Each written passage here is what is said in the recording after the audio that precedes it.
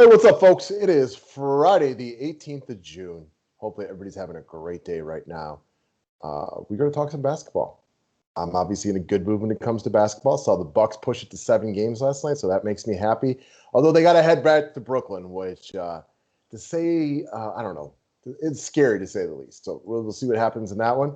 Got ourselves a couple of good games tonight. Got a couple of game sixes, and we'll see how this bad boys play out. Never, ever, ever, ever did I think the Hawks were going to be up 3-2 in the series, but that is where we are. So welcome back to the Hawks and welcome back to Lou Williams. We'll get into him here momentarily.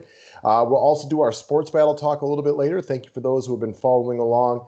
Available on your iPhone and your Android. Check out Sports Battle. It is a new DFS app that you can get some money in. They got ourselves a 100% deposit match. Weekly and monthly memberships available through the website link below. You get both sports with either weekly or monthly memberships. Subscribe to the station if you're new to it, and let's start talking about today's plays. Let's start with the Los Angeles Clippers, which deserve to garner heavy attention from anybody playing on this slate tonight.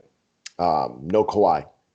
Same as last game. He's out. He's going to be out for a little while, probably still, in my opinion. We'll see what happens. But as of right now, we know for sure that he's out in this game.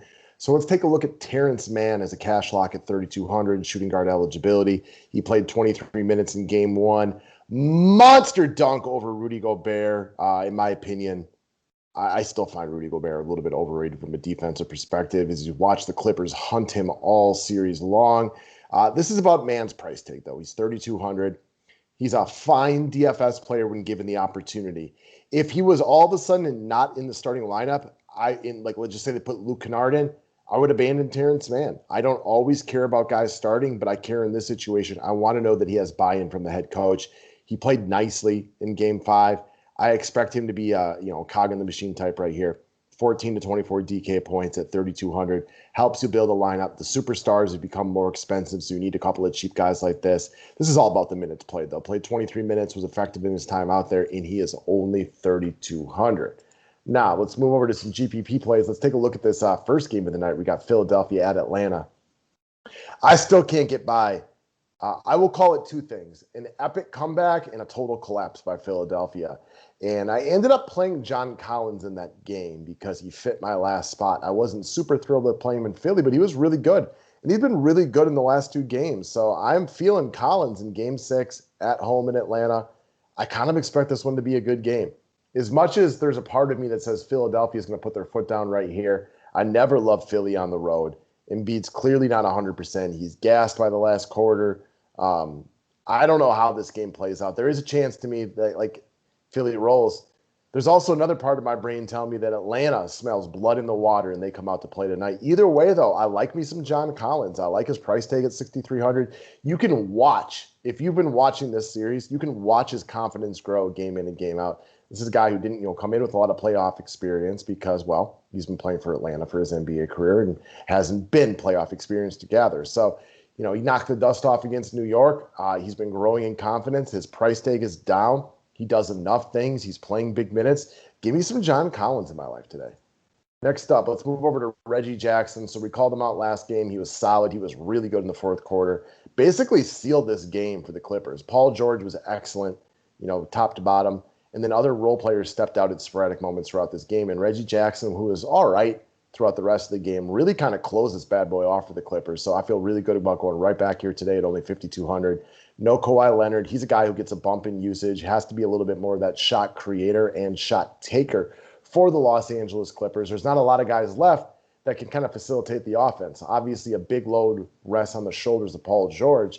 But let's say Paul George doesn't play as well today, or Marcus Morris doesn't play as well today. I think that's where Reggie Jackson could potentially give you a little bit more upside. Either way, though, I expect him to play big minutes and have a big role for the Los Angeles Clippers tonight. It's been an excellent playoff run for Reggie Jackson. All right, let's move over to today's cover boy, Lemon Pepper Lou.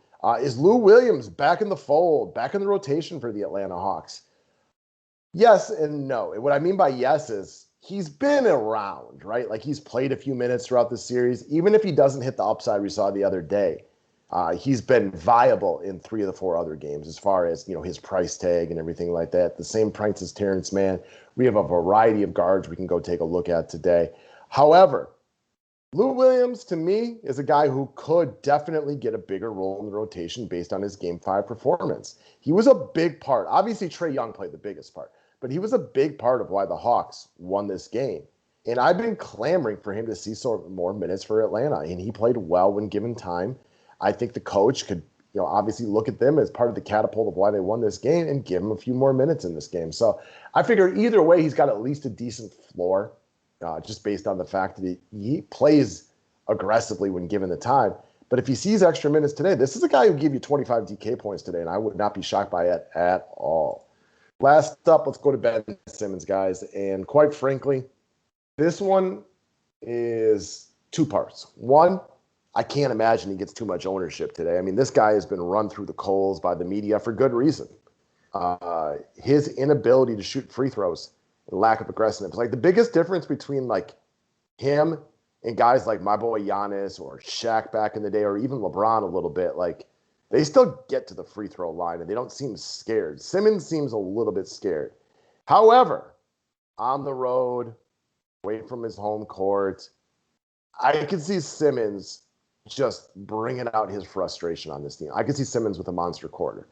Again, I have him under long shots today because I don't think it's the best bet for that to happen. But I do think we live in a world where Ben Simmons has heard his name rake through the coals the last couple days. He can still play DFS. I could see this guy getting 12 points tonight via blocks and steals, double-digit assists, double-digit rebounds, and finding a way. Like I could see a triple-double night from Ben Simmons. I could see him walking out of the first quarter with 8 points, 3 steals, 4 assists, and 5 rebounds, and just getting this team off to a good start, saving Embiid for the fourth quarter. You still don't like Simmons in the fourth quarter because, quite frankly, he makes Giannis look like Steph Curry, and that says a lot because Giannis ain't no Steph Curry. I think we all know that one.